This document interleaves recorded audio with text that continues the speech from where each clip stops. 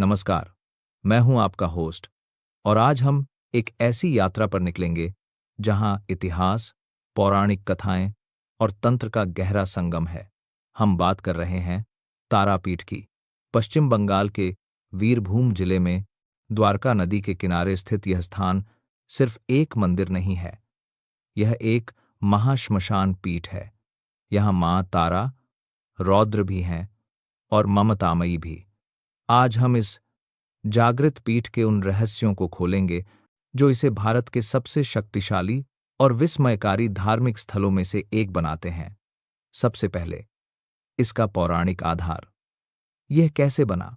कहानी शुरू होती है माता सती से और राजा दक्ष के उस यज्ञ से जिसने शिव को क्रोधित कर दिया। सती ने जब अपने पति शिव के अपमान को सहन नहीं किया तो उन्होंने स्वयं को यज्ञ कुंड में भस्म कर दिया।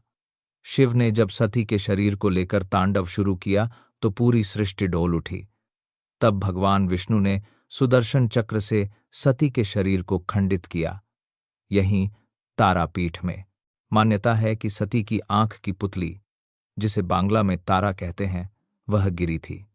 इसीलिए यह स्थान तारापीठ कहलाया। लेकिन यह कहानी यहीं खत्म नहीं होती। राजा दशरथ के कुलपुरोहित महर्षि वशिष्ठ ने इस स्थान पर सिद्धि प्राप्त करने की कोशिश की। पहले उन्हें सफलता नहीं मिली। तब उन्हें दिव्य वाणी से निर्देश मिला और उन्होंने मां तारा की आराधना उनके मातृ स्वरूप में की। वशिष्ठ मुनि की तपस्या से प्रसन्न होकर मां तारा ने उन्हें साक्षात दर्शन दिए। तब से यह स्थान वशिष्ठ मुनि का सिद्धासन भी कहलाता है। यहाँ आने वाले हर भक्त को मां तारा वशिष्ठ मुनि के कारण अपने शांत मातृ स्वरूप में ही दर्शन देती हैं। अब आते हैं उस कहानी पर जो इस मंदिर की मूर्ति को सबसे अलग बनाती है। वह है समुद्र मंथन की घटना। जब मंथन से हल्लाहल विष निकला और शिव ने उसे पीकर पूरी सृष्टि को बचाया। विष के प्रभाव से शिव मूर्छित होने लगे। तब माता सती मां तारा के रूप में प्रकट हुईं। उन्होंने शिव को एक शिशु की तरह अपनी गोद में लिया और उन्हें स्तनपान कराया, जिससे विष का प्रभाव शांत हो गया। यही कारण है कि मंदिर में मां तारा की मूर्ति शिशु शंकर को दूध पिलाती हुई दिखाई देती है। यह ममता का सर्वोच्च रूप है। इस मंदिर से लगा हुआ है तारापीठ का महाश्मशान। हिंदू धर्म में श्मशान वह स्थान है जहां जन्म और मृत्यु का चक्र पूरा होता है। यह श्मशान को साधना के लिए सबसे पवित्र स्थान माना जाता है, जहां साधक मृत्यु के भय से ऊपर उठकर मोक्ष प्राप्त करने की कोशिश करते हैं। तारापीठ इसलिए भी प्रसिद्ध है क्योंकि यह तंत्र साधना का केंद्र है। यहाँ अघोरी और अन्य तांत्रिक सदियों से साधना करते आ रहे हैं। इस श्मशान की ऊर्जा इतनी तीव्र मानी जाती है कि यहाँ की गई साधना जल्दी फलित होती है।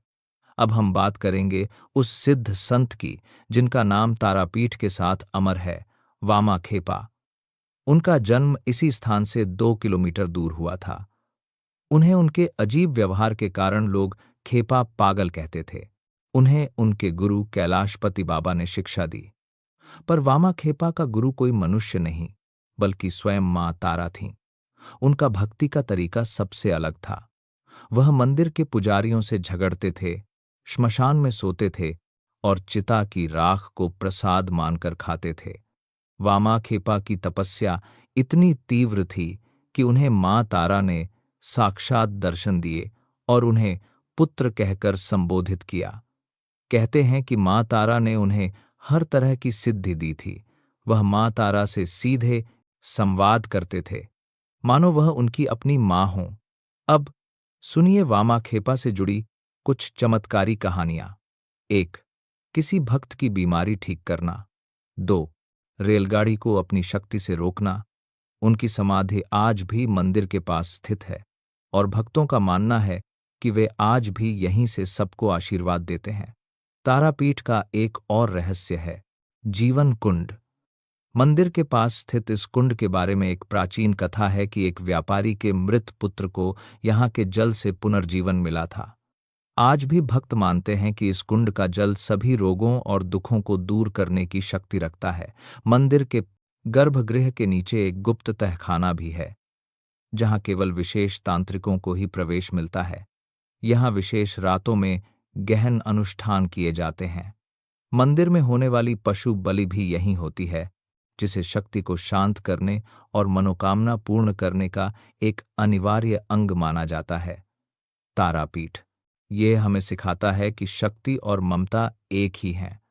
माँ तारा अपने भक्तों के लिए जितनी रौद्र हैं, उतनी ही प्रेम करने वाली भी हैं। यह मोक्ष की भूमि है, जो हमें जीवन और मृत्यु के बीच का अंतर समझाती है। इस अद्भुत यात्रा में हमारे साथ बने रहने के लिए धन्यवाद। अगर आपको माँ तारा के इस रहस्यमय धाम की कहानी अच्छी लगी, तो इसे अपने दोस्तों के साथ साझा करें।